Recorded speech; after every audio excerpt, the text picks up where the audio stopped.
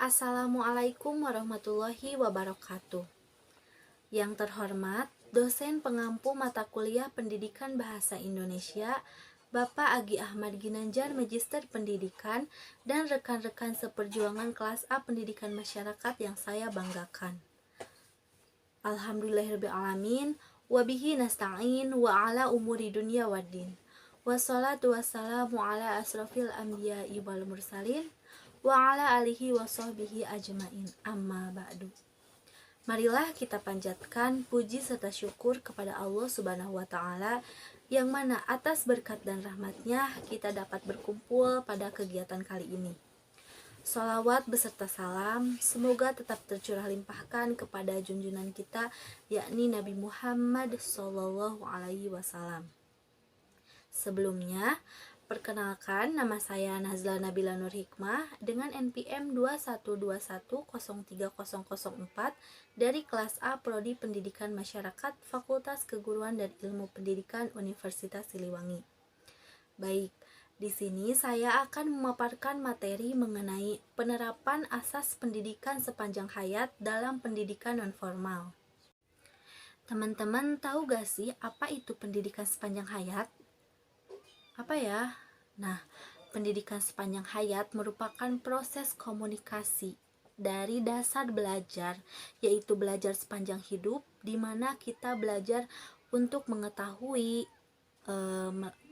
berlatih, dan lain sebagainya untuk memenuhi kebutuhan belajar kita, yang nantinya dari proses belajar itu akan membuat kita menjadi berkembang, di mana kita dapat menjadi manusia yang berkualitas. Nah, dari pendidikan sepanjang hayat ini, teman-teman tahu gak sih ada prinsip-prinsip pada pendidikan sepanjang hayat, di mana UNESCO telah merumuskan pendidikan sepanjang hayat ini. Yang pertama yaitu berakhir apabila manusia meninggal, di mana kewajiban manusia untuk belajar itu dari buayan atau lahir sampai meninggal atau ke liang lahat. Kemudian yang kedua, belajar merupakan motivasi yang kuat untuk peserta didik. Nah, dari pendidikan sepanjang hayat ini, peserta didik mendapatkan motivasi untuk belajar sepanjang hayat. Kemudian yang ketiga, untuk memperoleh, memperbarui, meningkatkan pengetahuan dan keterampilan, di mana dalam proses pendidikan sepanjang hayat ini, warga belajar atau peserta didik akan memperoleh, memperbaharui, dan meningkatkan pengetahuan serta keterampilan yang dimilikinya untuk menjadi manusia yang berkualitas. Kemudian ada memenuhi kebutuhan belajar dalam pengembangan kepuasan diri, di mana pada pendidikan sepanjang hayat ini, warga belajar itu memenuhi kebutuhan belajarnya, yang nantinya akan mengembangkan kepuasan dirinya, misalnya pada keterampilan yang mereka minat atau miliki. Kemudian ada pendidikan, merupakan prasyarat perkembangan bagi kehidupan manusia, di mana pendidikan ini merupakan salah satu bagian terpenting dalam perkembangan kehidupan manusia.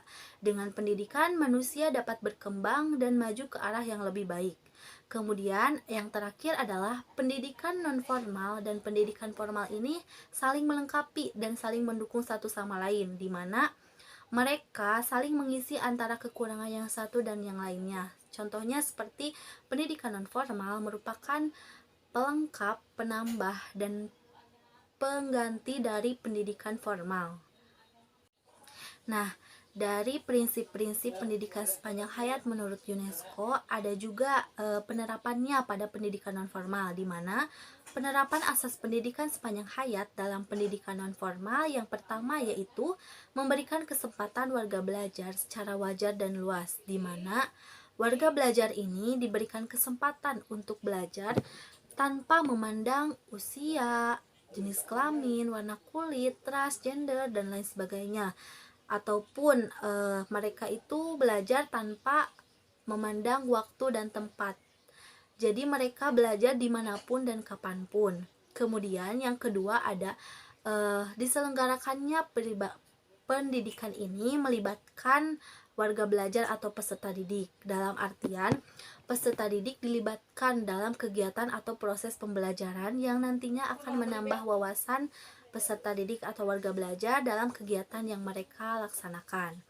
Kemudian yang terakhir yaitu ada memiliki tujuan yang ideal, di mana tujuan yang ideal di sini yaitu menjadikan warga belajar atau peserta didik memiliki pengetahuan dan keterampilan yang nantinya akan mensejahterakan hidupnya untuk kebutuhan atau kehidupan yang akan datang. Baik, dapat disimpulkan bahwa pendidikan sepanjang hayat merupakan proses komunikasi dalam dasar belajar sepanjang hayat, di mana tidak ada batasan untuk belajar selama masih hidup, yang nantinya akan memelihara, membuat, dan mengembangkan program-program dengan interaksi pembelajaran yang akan memenuhi kebutuhan belajar warga belajar untuk kesejahteraan hidupnya. Kemudian dalam prinsip pendidikan sepanjang hayat ini menjelaskan bahwa pendidikan itu terjadi pada individu atau warga belajar sejak lahir atau buayan sampai ke liang lahat atau sampai ke meninggal dunia. Untuk dari pendidikan sepanjang hayat tersebut diperoleh sikap, kemampuan, dan keterampilan yang disesuaikan dengan kepentingan individu yang nantinya akan menumbuhkan warga belajar yang gemar akan belajar.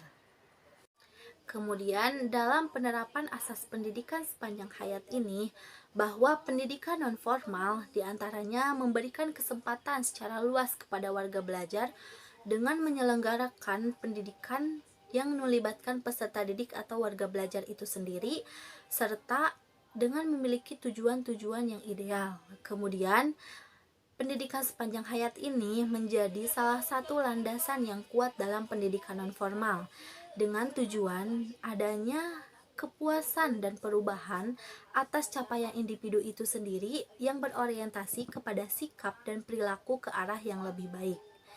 Baik, mungkin cukup sekian yang dapat saya sampaikan. Mohon maaf apabila masih banyak kekurangan. Terima kasih atas perhatian saudara. Wabillahi taufiq wal hidayah. Wassalamualaikum warahmatullahi wabarakatuh.